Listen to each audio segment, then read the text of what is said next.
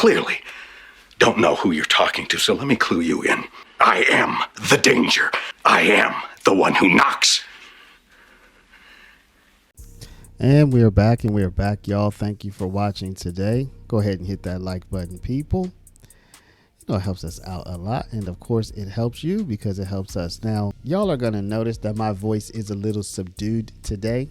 Yes, I am on a spring break trip with the fam and with the Dotties and trying to record in a hotel room. So I'm trying to stick to my 2 a day every day. All right, so y'all just bear with me. I can't be as boisterous and loud and rambunctious as usual, but we still gonna bring the intensity. Y'all know we have been following Maine and their defiant Governor Mills, who has told Donald Trump she will see him in court. See, the Trump administration has told Maine and all of the states that they are going to pause funding if the states continue to allow transgender athletes to compete in sports, particularly trans women who have transitioned from male to female. If the states continue to allow athletes to compete against biological women, then the Trump administration says, look, we're going to make it very hard for you. Now, the governor of Maine, and it seems like all of the Mainers, or Mainlanders, seems like the people of Maine have said, look, this is something we really want to continue.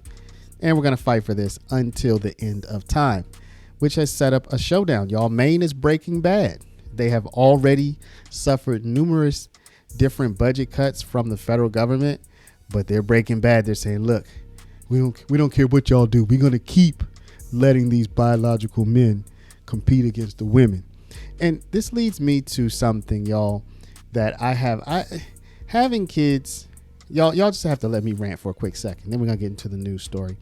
Having kids, I made a decision. I'm never going to suffer more than the victim. What does that mean? Well, when my daughter broke a bone, she was going around.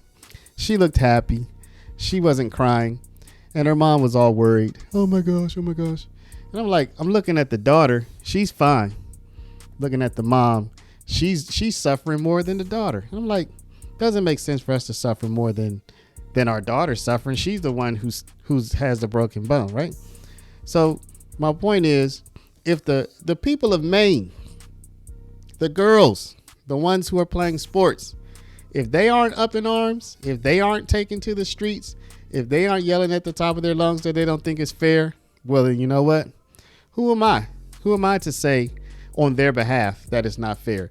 If they're the ones playing the sports and they're okay with it, I'm not going to suffer more than them because they are the presumed victims, you know?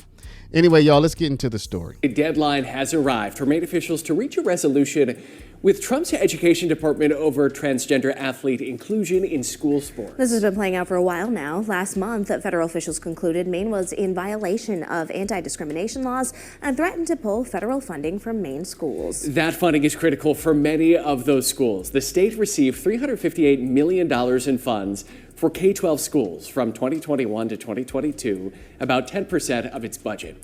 Jamie Ashley is joining us live in studio this morning. And Jamie, has there been any indication of how the state will respond today? Well, Terry, with just under 12 hours left, the governor telling Maine's Total Coverage the state does not plan to respond to the federal government.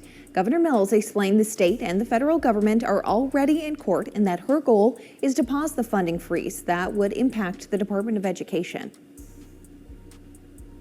You want to take away school nutrition funding, school meals, which is what the lawsuit is about. Freezing funding for the state to administer our school meals program. What sense does that make? It's what we call in the law arbitrary and capricious. Let's punish the kids? I don't get it. The Title IX concerns here in Maine now expanding beyond just education and student athletics. Earlier this week, the Department of Corrections lost more than $1 million in funding for placing a transgender inmate in a women's facility. U.S. Attorney General Pam Bondi said in an interview, "We will pull your funding. We will protect women in prison. We will protect women throughout this country." Now, this back and forth with the White House over Title IX stretches weeks back, and we have a detailed timeline explaining everything that's happened and how we got to this point on our website. That's WMTW.com. Reporting in the studio, I'm Jamie Ashulay, Maine's Total Coverage. So in a letter, the Maine Assistant Attorney General said that the Maine Department of Education and Maine Office of the Attorney General have reviewed the draft resolution. Now, this is an agreement. This draft resolution is an agreement that the Trump administration put forward, basically saying that Maine is not going to allow biological men in women's sports. But here they say they've reviewed the agreement and they say they will not sign the resolution agreement, and we do not have revisions to counter propose. We agree that we are at an impasse. Now, this was signed by Sarah A. Forrester, right? But she is under a guy named Fry. Now, I tried to look up this guy Fry, right? Fry is the Attorney General of Maine. And I looked him up just to try to get some background on him. Really, I was trying to find a story, a news story about this. And what I found was this this interesting story from a couple of years ago where Fry came out and said that he is having a relationship with one of his staffers. Now, y'all remember the whole Me Too movement? Do y'all remember that? Remember in the Me Too movement, it was pretty much established that men of higher power are not supposed to date women who are subordinate to them. That's what I took. I mean, that's not the only takeaway from the Me Too movement, but that was one of the takeaways that I got. Like, look, the manager shouldn't be dating someone who reports to him, right? The CEO should not be getting with the secretary, right? That was one of the things I got from it because there's a power imbalance, right? But anyway, this guy Fry apparently did it. Let's take a look. Augusta Republicans are calling on Democrats to investigate Attorney General Aaron Fry. This comes after he announced he has been in a relationship with a staffer for months. And the situation is also calling into question the way Maine elects attorney generals. News Center Maine's Jackie Mundry explains. Maine is the only state in the country where the legislature elects the Attorney General. In the wake of Attorney General Aaron Fry's announcement that he has been in a romantic relationship with a staffer for about 7 months, Republicans are looking to change the way someone is elected to that office. Representative Billy Bob Fockingham says it's time Maine's voters pick constitutional officers, like the AG, Secretary of State, and Treasurer, not the legislature. And Republicans are pushing bills to do just that. But I think that it definitely calls into question the way we elect attorney generals by a popularity contest of the legislature rather than a good vetting of the public.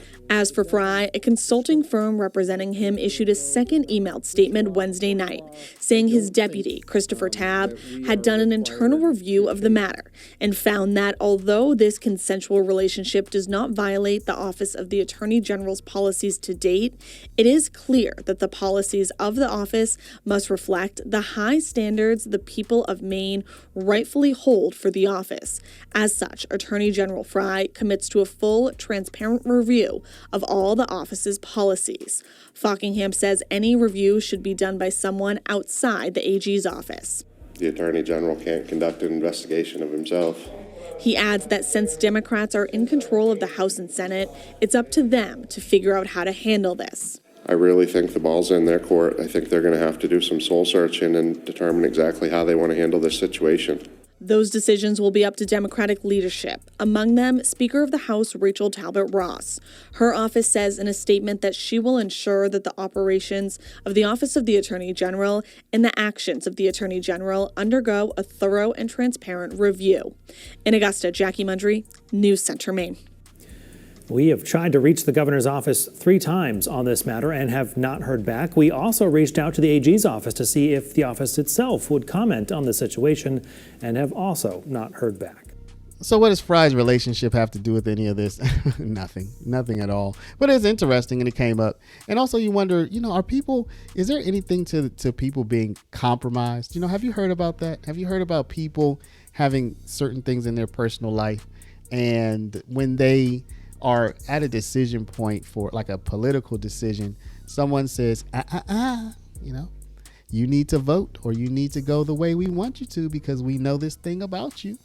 When someone has come out and they have been having a relationship that, look, if this came out during Me Too, y'all already know, right? So anyway, this is just random thoughts on a Saturday afternoon. Let me know what y'all think about all this. Again, On one hand, many people, the majority of Americans actually have said they don't believe biological men should be competing against women in women's sports. But you also have to think about this. Again, if the girls are not coming out and making a ruckus, why should we make more of a ruckus about it than they do, or their families? Let me know what you think in the comments, y'all. Definitely want to thank y'all for watching. But before we go any further, please stop, hit the share button. Share this video out over email, text message, WhatsApp, Facebook, Instagram, Snapchat. Share it out over all the social mediums. And of course, if you're not a subscriber, please just subscribe. I want to thank y'all for watching. Love y'all. And we catch you back in the next one.